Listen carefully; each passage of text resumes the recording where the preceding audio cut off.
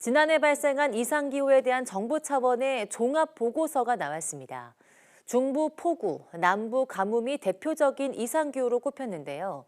상반된 기상이변의 동시 출현을 두고 기후 변화를 넘어서 기후 위기 시대에 진입했다는 신호로 보는 시각이 많습니다. 김민경 기상재난 전문 기자가 분석했습니다. 지난해 8월 8일 장마가 지난 뒤 서울의 모습입니다. 이 도로는 마치 강물처럼 변했고 차량은 바퀴가 대부분 잠겨버렸습니다. 이 강남구에 쏟아진 시간당 116mm 물폭탄의 결과입니다.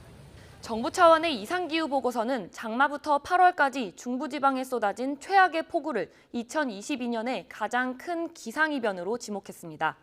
이 장마부터 8월까지 북태평양 고기압이 일시적으로 확장하면서 이 정체전선이 주로 중부지방에 머물렀는데요.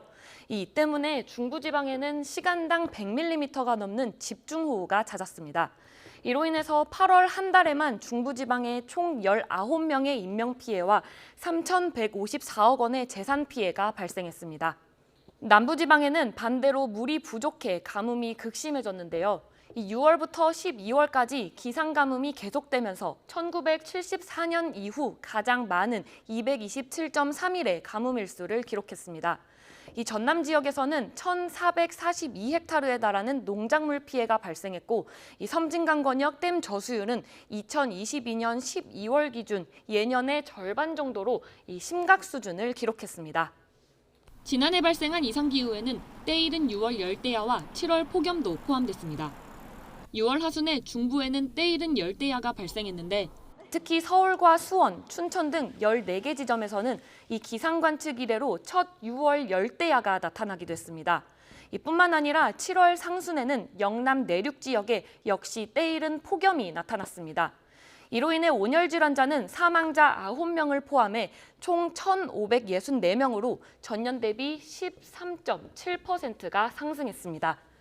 또 우리나라에 영향을 준 태풍은 총 5개로 평년보다 1.5개 정도 많았고 7년 연속 9월 가을 태풍의 영향을 받은 것으로 나타났습니다.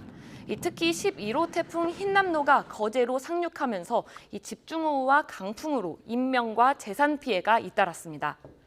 지난해 폭우와 가뭄이라는 상반된 현상이 동시에 나타나고 초강력 가을 태풍이 찾아오는 등 이상기후가 빈발했습니다. 한반도가 기후변화를 넘어서 이제는 기후 위기 시대에 진입한 것으로 보여 이상기후 감시와 예측 역량 강화가 앞으로의 큰 과제입니다. 지금까지 YTN 김민경입니다.